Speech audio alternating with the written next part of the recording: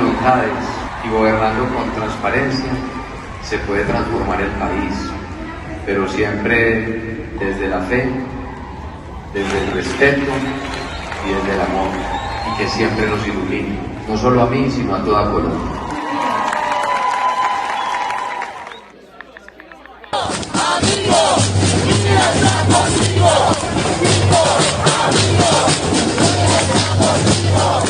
Bueno, un abrazo.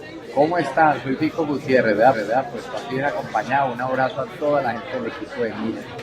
De verdad, ahí estamos trabajando juntos, de la mano, vamos para adelante. Toda la comunidad cristiana y todo eso que representan, valores, principios, familia, vamos para adelante. ¿Oyeron? Les mando un abrazo muy especial. Gracias. Doctora Aide, aquí estamos, comprometidos con Equipo por Colombia y con nuestro candidato. Aide querida, te mando un abrazote. Chao, gracias por todo.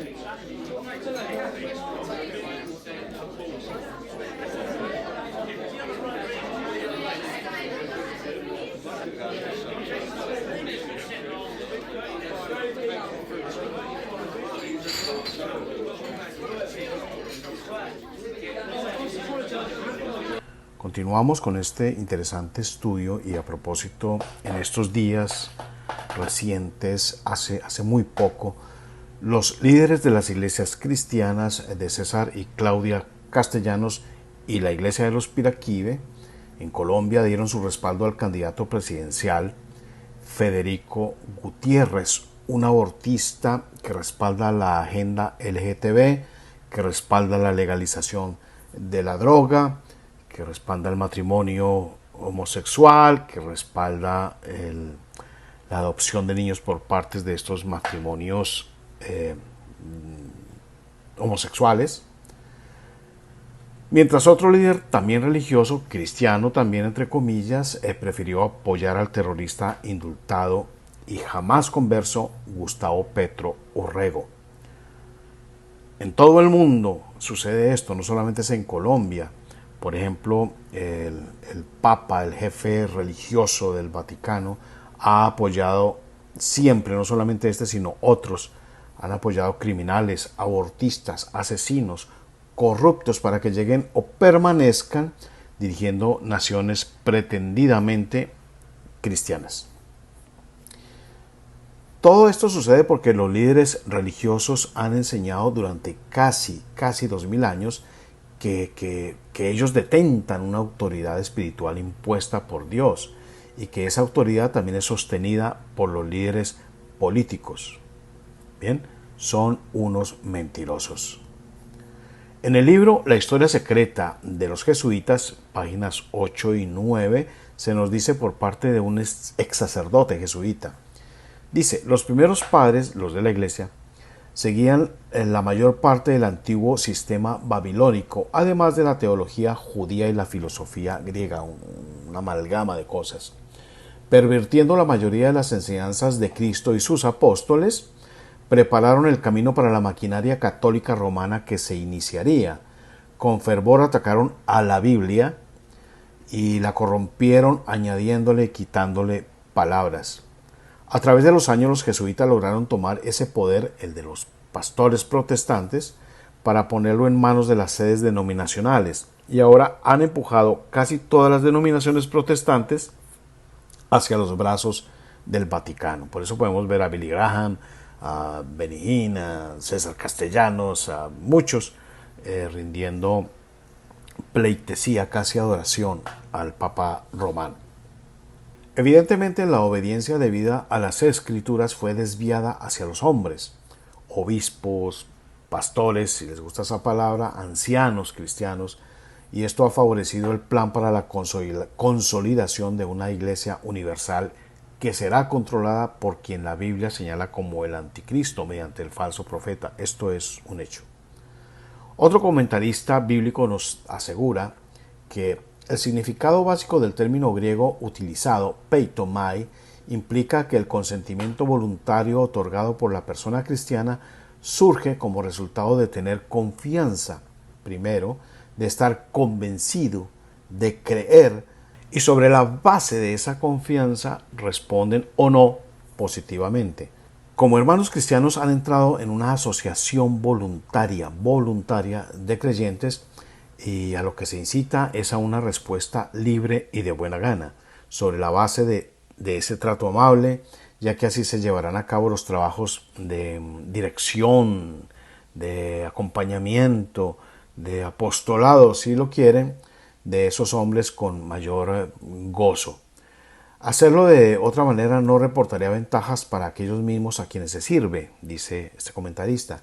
No se realiza como consecuencia de una obligación que la autoridad de una organización tenga el derecho a exigir de ellos. Bueno, así que la respuesta a nuestro subtítulo es: ¿obispos y pastores están sobre la grey? La respuesta solamente puede ser un rotundo no. Aquí Lucas 20, 1 y 2 dice: sucedió un día que enseñando Jesús al pueblo en el templo y anunciando el evangelio, llegaron los principales sacerdotes y los escribas con los ancianos, y le hablaron diciendo: dinos, ¿con qué autoridad haces estas cosas?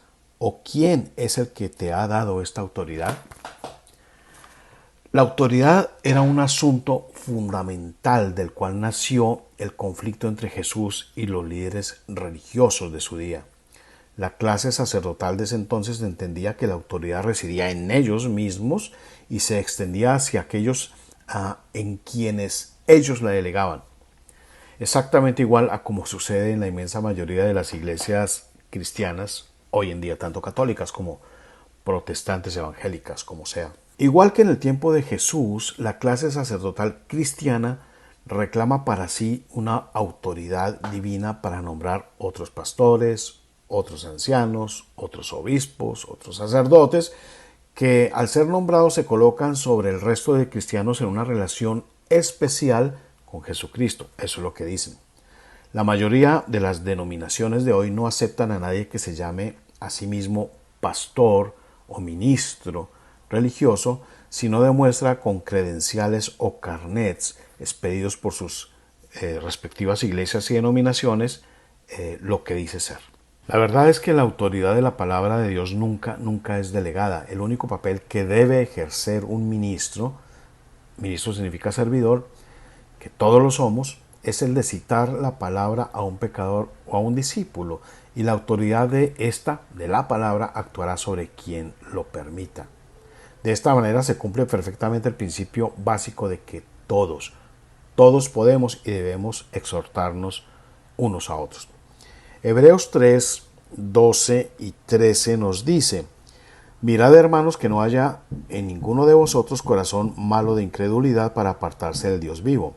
Antes, exhortaos los unos a los otros cada día, entre tanto que se dice hoy, para que ninguno de vosotros se endurezca por el engaño del pecado. En Efesios 5:21 dice: de igual manera todos debemos someternos a nuestros hermanos cristianos. Someteos unos a otros en el temor de Dios.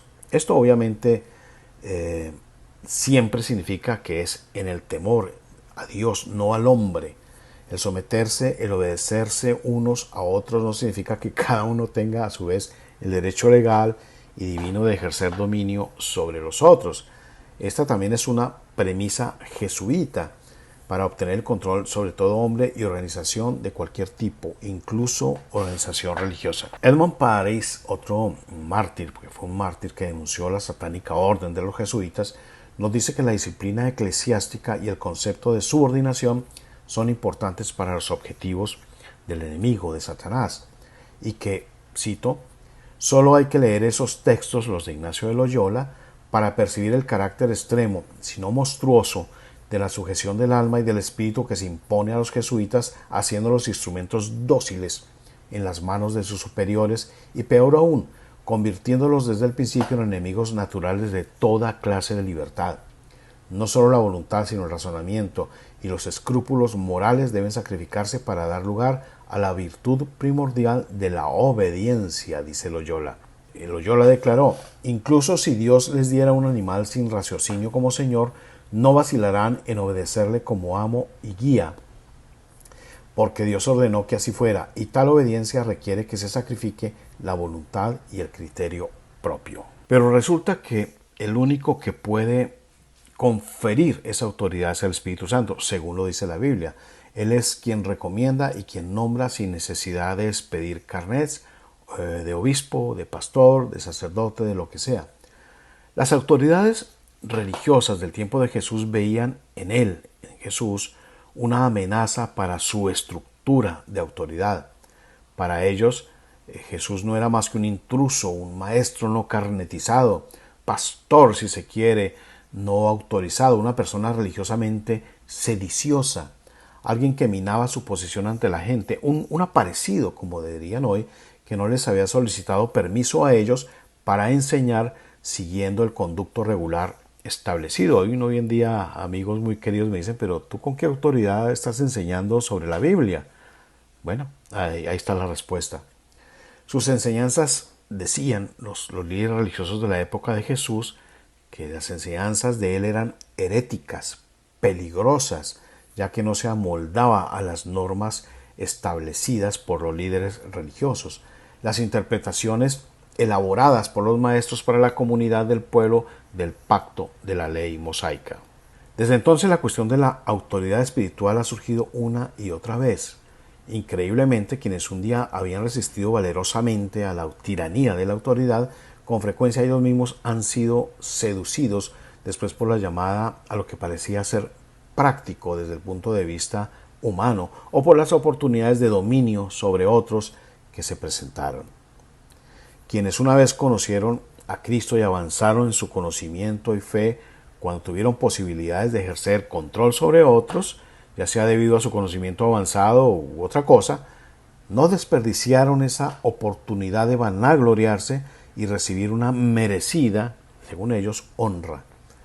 Cuando esto sucede, la verdad es reemplazada por razonamientos engañosos, por apariencias de algo plausible.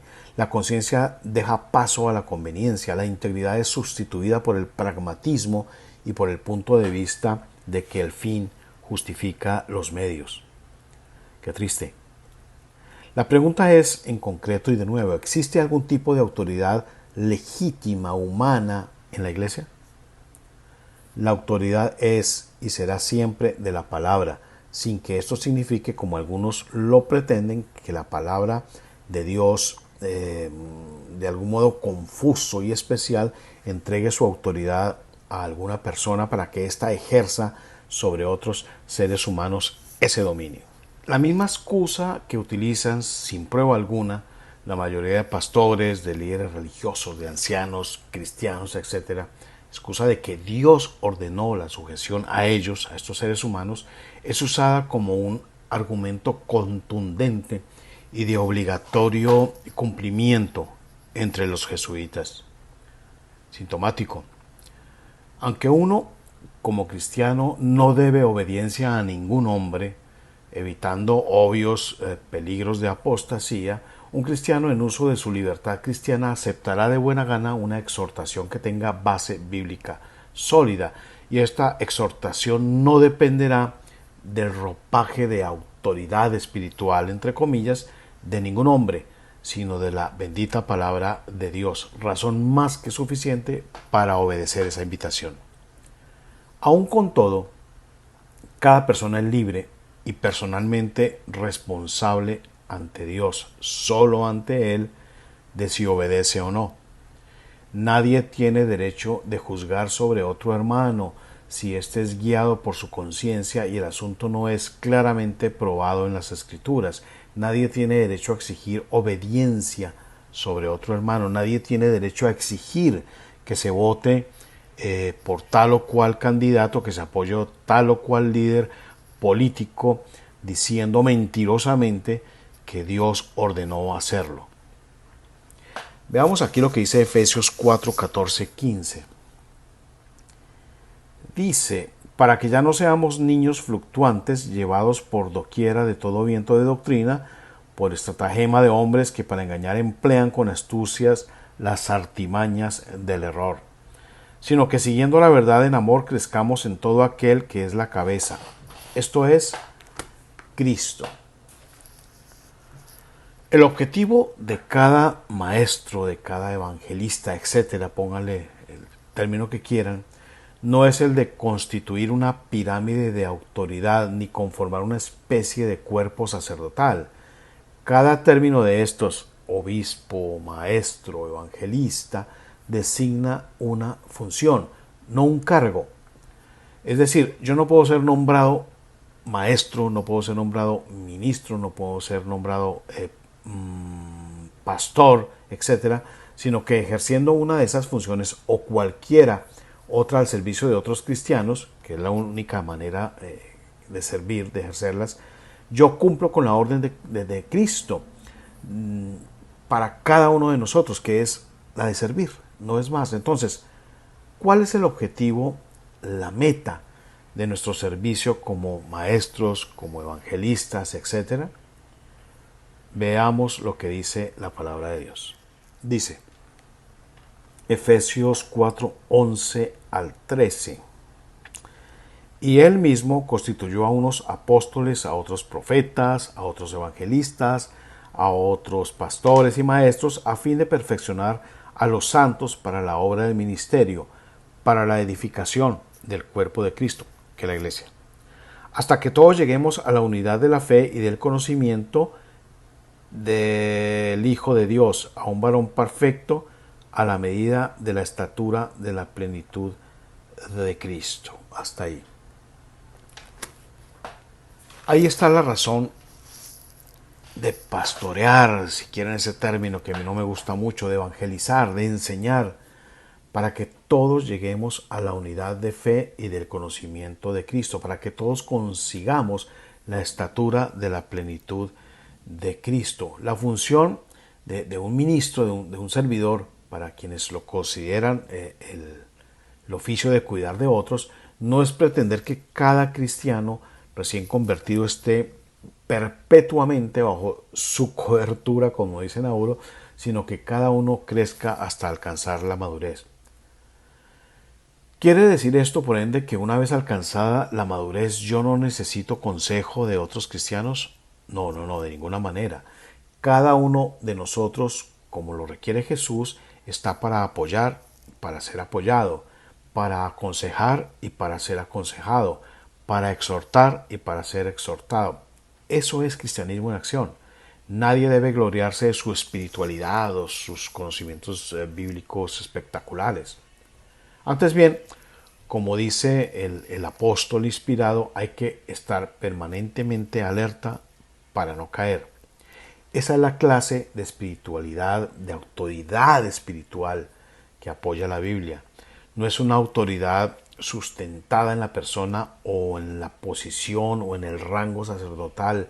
La autoridad no descansa sobre la persona en sí misma, sino sobre la Escritura.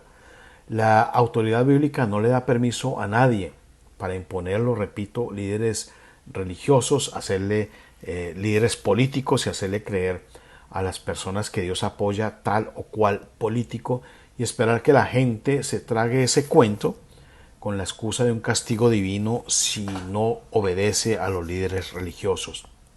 La función de la persona, del cristiano, es guiar hacia la autoridad bíblica sin exigir un derecho que no existe a ninguna recompensa por hacer lo que está obligado a hacer, ni reclamar un honor que no le corresponde y que solo es debido al gran pastor, el sí, pastor, maestro y salvador, nuestro Señor Jesucristo.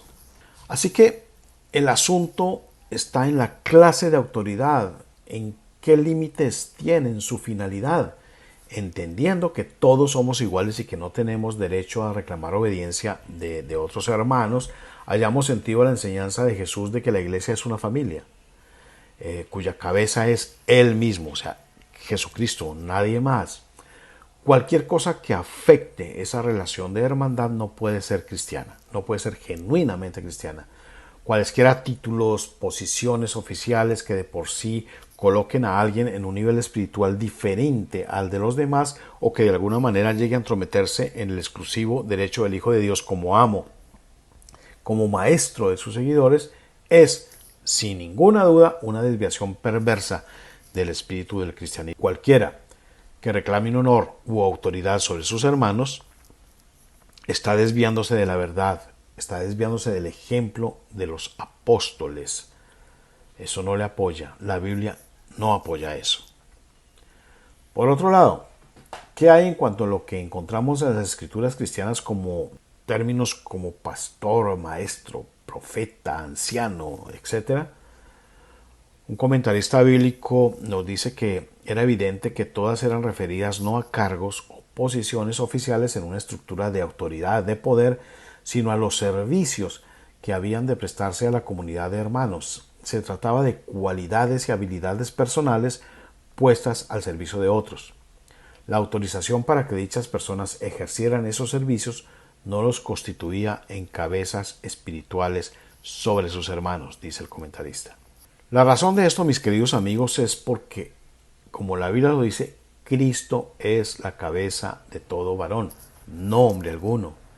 Esos servicios, las cualidades y las habilidades estaban orientadas hacia la ayuda de las personas en su crecimiento como cristianos maduros, no para que permanecieran mental, espiritualmente como bebés, constantemente necesitados de la asistencia de otros para pensar, para tomar decisiones y ser así fácilmente, como sucede hoy, fácilmente llevados de una enseñanza a otra, de una iglesia a otra, de una doctrina a otra. Habían de ser como niños en su relación con Dios y Jesucristo, pero no como niños en su relación con otros hombres. El propósito de asociarse en congregación era y es el de facilitar el crecimiento como personas maduras, capaces de tomar decisiones, hombres y mujeres plenamente adultos que correctamente no admiten otra cabeza espiritual que Cristo. Ninguno de los que enseña a otros deben intentar hacer pensar a los discípulos que están en deuda con Él, ni deben pretender que los demás obedezcan sus sugerencias o guías, ni hacer que quienes no lo hagan se sientan raros, irrespetuosos, desobedientes, rebeldes, herejes o cualquier otra cosa que no tiene de ninguna manera una base bíblica. Hay que leer nuevamente el texto bíblico de Corintios, de Pablo a los Corintios, explicando que esa comunidad, esa congregación de Corintios era una comunidad gentil, o sea, no tenía ninguna ascendencia entre los judíos, no conocían absolutamente nada de las escrituras. Era una congregación especialmente tendenciosa hacia la idolatría. Estaban surgiendo lo que vimos en estudios pasados, lo que llamamos la doctrina, lo que llama la Biblia, la doctrina de los nicolaitas, el nombrar personas como líderes mesiánicos, como líderes espirituales, a los cuales había que obedecer. Aquí en 1 Corintios 3, 5, 7 nos dice: ¿qué pues es Pablo y qué es Apolos? Servidores por medio de los cuales habéis creído, y eso según lo que a cada uno concedió el Señor. Yo planté, Apolos regó, pero el crecimiento lo ha dado Dios. Así que ni el que planta es algo, ni el que riega, sino Dios, que da el crecimiento. Muy claro, o sea, aquí la iglesia de los Corintios estaba cayendo en esa doctrina de los nicolaitas, y había facciones que decía yo soy de la facción de Apolos, yo soy de la facción de Pablo, yo soy de la facción de Bernabé, etcétera, etcétera. Y Pablo les escribía que eso no estaba bien. Él lo dice: solo somos servidores o ministros, que es lo mismo, por medio de las cuales otras personas creen. Ni el que planta es algo, ni el que riega, solo Dios. O sea, solo somos servidores. Pablo, escribiendo a Timoteo, también describió la comunidad cristiana en términos de una relación familiar. Eso lo podemos ver en 1 Timoteo, capítulo 5, versículos 1 y 2. Dice que los hermanos que eran ancianos en edad y en experiencia podían desempeñar correctamente un papel similar al de un hermano mayor en la familia. Como ejemplo ilustrativo, si faltaba el cabeza de familia, sus hijos mayores podrían encargarse de hacer cumplir las instrucciones de ese cabeza de familia, exhortar al apego a las instrucciones dadas por ese padre faltante. Pero los hijos mayores jamás podrían actuar como si en realidad fueran ellos el cabeza de familia, como si a ellos les correspondiera el establecer las normas de conducta para la familia, más allá de lo que se hubiera ya establecido y encomendado por parte del cabeza legal de esa misma familia. Tampoco podrían, por ende, esperar, sugerir o exigir el reconocimiento y la sumisión que apropiadamente correspondía tan solo al cabeza de familia. Eso es clarísimo. De modo que así debería ser en la familia o en la casa cristiana, que tiene a Cristo como su cabeza, como su dueño, regida mediante las instrucciones dadas por Él mismo, ya fuera directamente o a través de los apóstoles que eligió en el pasado. Así que, mis queridos amigos, si alguien, algún líder religioso de la iglesia donde ustedes asisten,